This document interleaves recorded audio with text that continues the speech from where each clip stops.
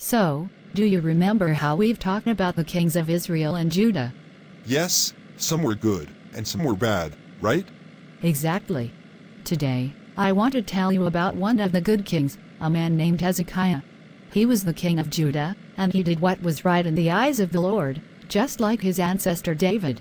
What did he do that was so good? Well, when Hezekiah became king, the people of Judah had turned away from God. They were worshipping idols and false gods.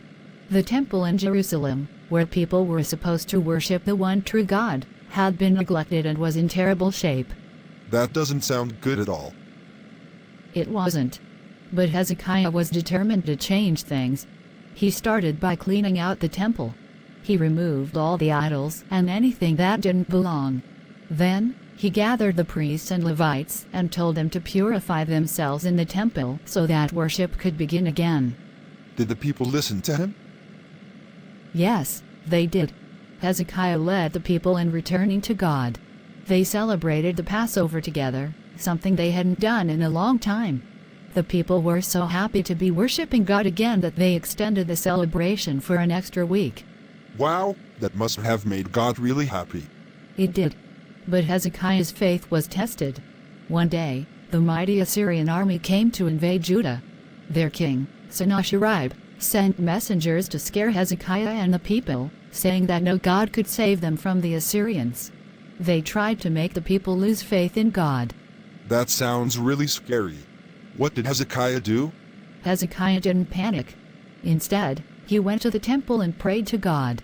He asked God to save them, not just to protect the people, but so that everyone would know that the Lord is the one true God. He also sent for the prophet Isaiah to pray with him. Did God answer their prayers?